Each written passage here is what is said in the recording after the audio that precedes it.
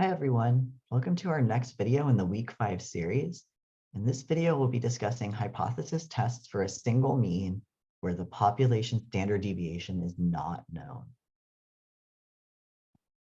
Much like last week when we talked about confidence intervals, when we're talking about means and we do not know the sample or population standard deviation, we are using a t-test. So if you're using the traditional method for hypothesis testing, you're looking up your critical values in table F, or you're using inverse t distribution. If you're calculating that test value by hand, you're using the t formula, x bar minus mu over s divided by square root of n. And if you're using technology, it's the t-test on a TI-84 or t-test in GeoGebra. For the p-value method, you're using that t-test function call. For TI-84 stats, go over the test menu, it should be the second option. For GeoGebra, if you have sample statistics, it's sample mean, sample standard deviation, sample size, population mean and tail. And we're just going to work through 3 examples using that p-value method. So our first example, a medical investigation claims that the average number of infections per week at a hospital in southwestern Pennsylvania is 16.3. A random sample of 10 weeks had a mean number of 17.7 infections. The sample standard deviation is 1.8. Is there enough evidence to reject the investigator's claim at alpha equals 0.05? So first thing, when I read that, it says, is there enough evidence to reject a claim? So that is telling me we're testing the validity of a claim. We must be doing a hypothesis test. My next job is to pick out everything in the problem that's useful. So medical investigation claims the average number is 16.3.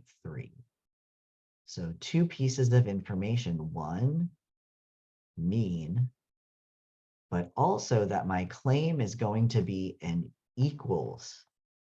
That is means equals. So this is going to be a rare case where the null is our claim.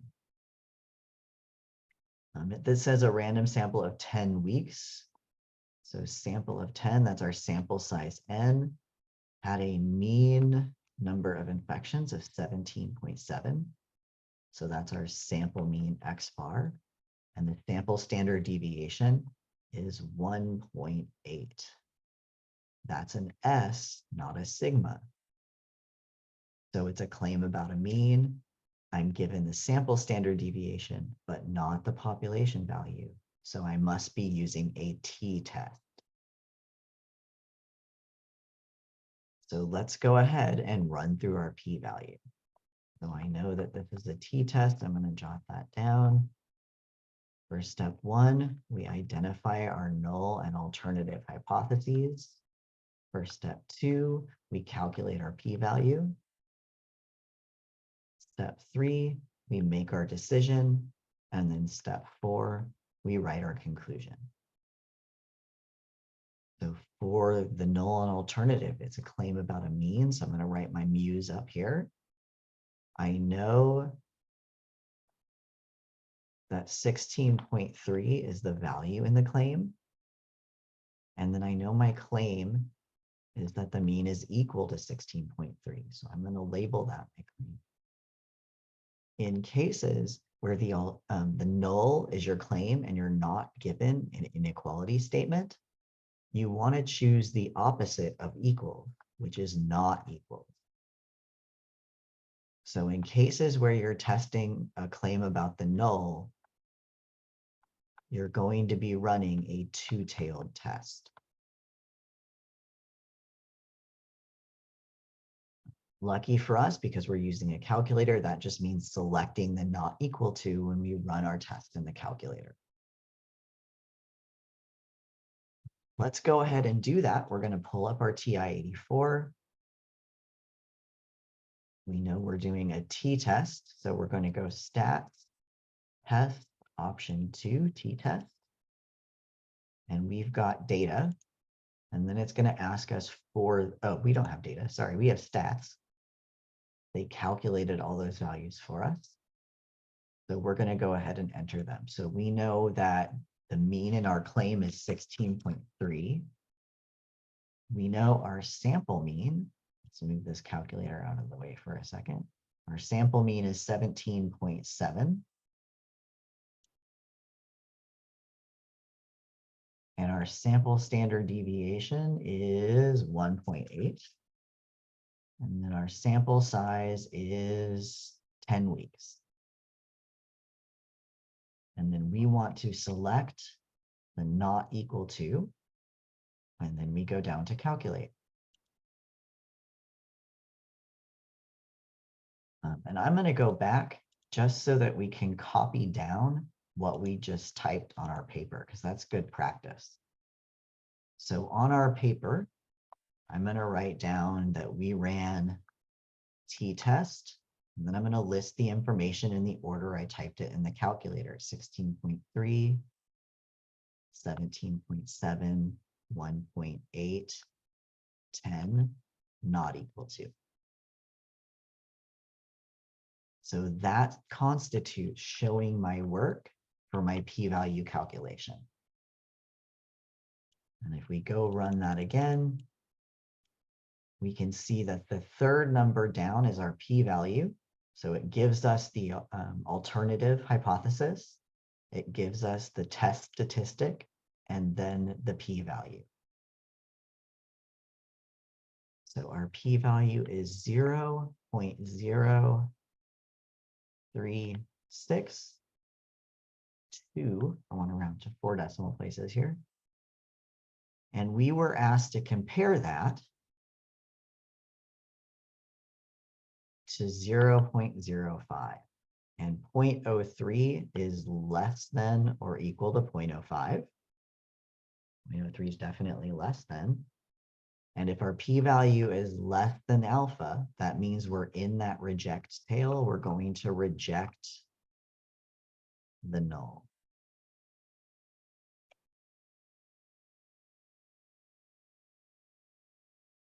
So now we're done with all the statistics calculation. Now comes the English part. We have to write our sentence. And hopefully you've got in front of you that two-way table that shows you the 4 possible sentence frames. We rejected the null, so I know I'm going to start with there is enough evidence.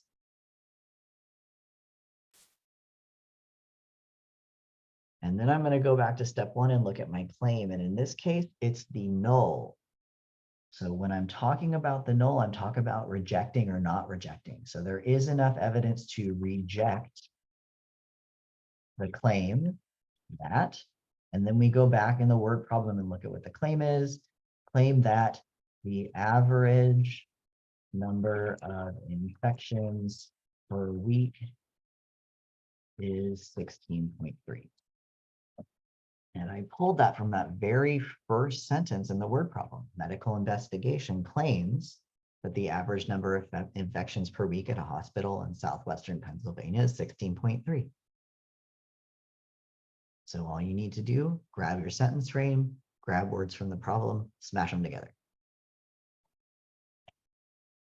Whew.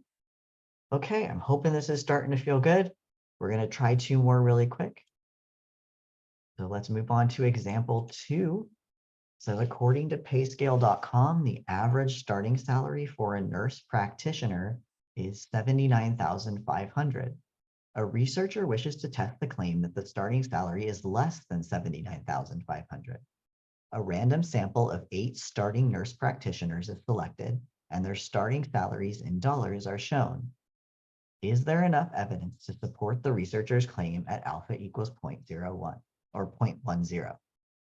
Assume the variable is normally distributed.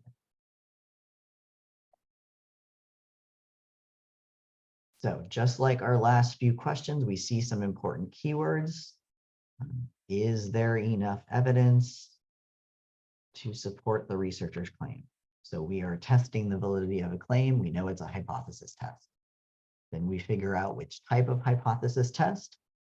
So we see average starting salary is 79,500. That's a population mean. So we know it's a claim about mu. And then it says a researcher wishes to test the claim that the starting salary is less than that value. So we know our alternative is a less than statement. It says random sample of 8. That's our our sample size rather. And their starting salaries are shown. And then it asks us about our problem. Is there enough evidence to? I'm missing something here. I have sample data, and I know from that sample data, I can get a sample mean, I can get a sample standard deviation. But nowhere in this problem am I given a population standard deviation. So that tells me that when I run this, I'm running this as a t-test for the mean. And I'm again going to use that p-value method. So 4 steps: state your null and alternative hypothesis, find your p-val, make your decision. Oops, that's step 3, sorry. And then write your conclusion. So alternative or null and alternative are statements about the mean. So mu's, we know the value that we are claiming is 79,500. Same number in both spots. We know that our alternative is a less than statement, and I default to equal to in my null statements. And then it says the researcher wishes to test the claim that the starting salary is less than. So it's the alternative that is the claim I am interested in testing. Next step, we're going to do p-value. We're going to do it a little bit different because they gave us raw data. And I actually want to run this on GeoGebra because we haven't done GeoGebra yet. So let me erase some of the markings on our word problem so we can see what GeoGebra looks like.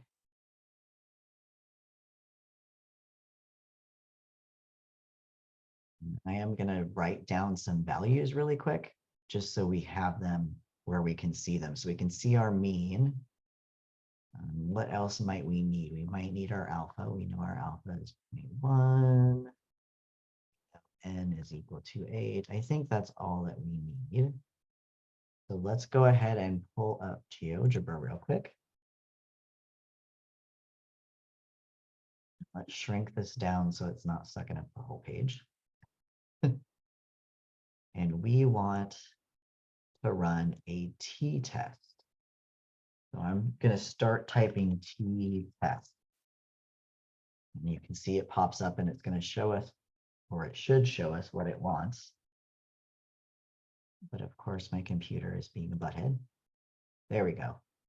So it wants 4 sample data. It wants that list of sample data, and then the hypothesized mean, and then the tail, which is that symbol for the alternative.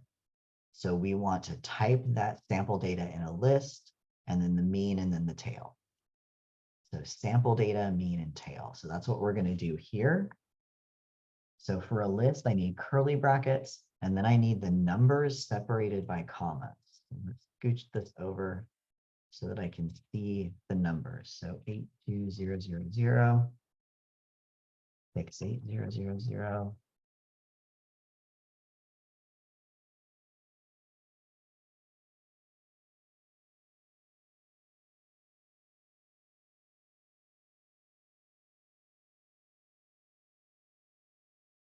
Hopefully I typed those 8 values in correctly. That's our sample data.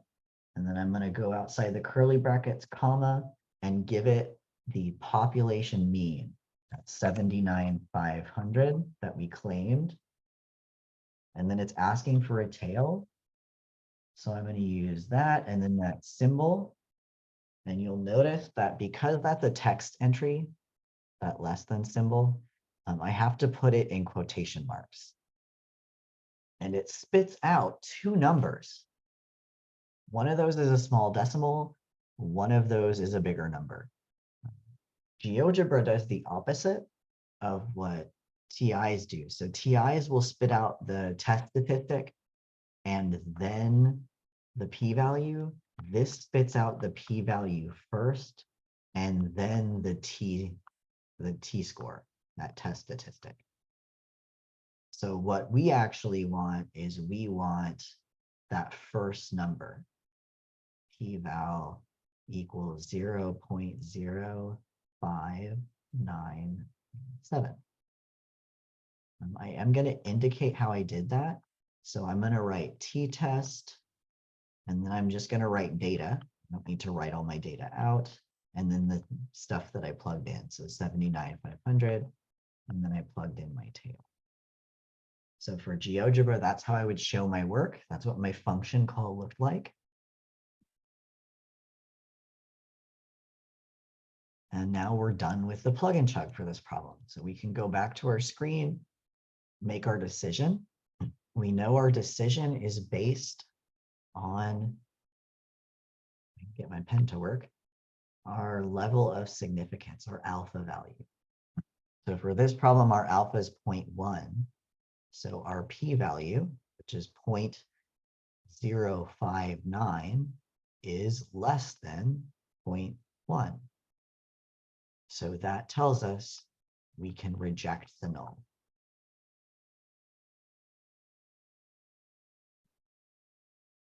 The very last step, we summarize our results by connecting that decision back to the original problem. So we rejected the null. There is enough evidence. And then we go back and look at our claim. Our claim is the alternative. So we're talking about supporting the claim. And then we go back to the word problem and look at for what the claim is. It says a researcher wishes to test the claim that the starting salary is less than 79,500. So based on this sample of 8 starting salaries, there is enough evidence to support the claim that the starting salary is less than that 79,500 claimed on payscale.com. Does that prove definitively that the starting samples for nurse practitioners is less than 79,500? No, this is one sample of 8 people. So this supports their claim. This is a reasonable statement to make at this level of certainty.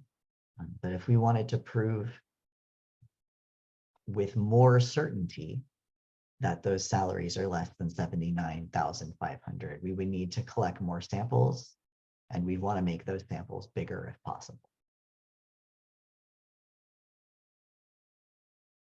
Okay, so for this last one, I'm going to read through that problem, and then I'm going to pop up the solution. What I want you to do after I've read through that problem is pause the video so that you can try this on your own and then come back and check your work. So for this last example, a physician claims that joggers' maximal volume oxygen uptake is greater than the average of all adults. A sample of 15 joggers has a mean of 40.6 milliliters per kilogram and a standard deviation of 6 milliliters per kilogram. If the average of all adults is 36.7 milliliters per kilogram, is there enough evidence to support the physician's claim at alpha equals 0.05? So go ahead and pause your video, jot this down on a quick sheet of paper, run through that p-value method, and then check back in and see how you did. Okay, so hopefully you've had a time to go through that problem and try the p-value or traditional method on your own. It is important that you check that your steps match. One should match for both methods, and then the last 2 steps should match for both methods. So we should all have a null of the mean equals 36.7 and an alternative of the mean is greater than 36.7.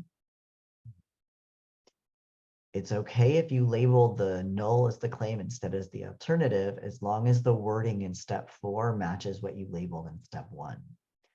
My step 4 matches the alternative as the claim. I ran my test on GeoGebra this time, and I found a p-value of 0.0123. In step 3, if we compare that to our level of significance 0.05, our p-value is less than or equal to that, so we reject the null. Because we are rejecting a null, there is enough evidence, and because our claim is the alternative, there is enough evidence to support the claim that the jogger's maximal volume oxygen uptake is greater than 36.7 milliliters per kilogram.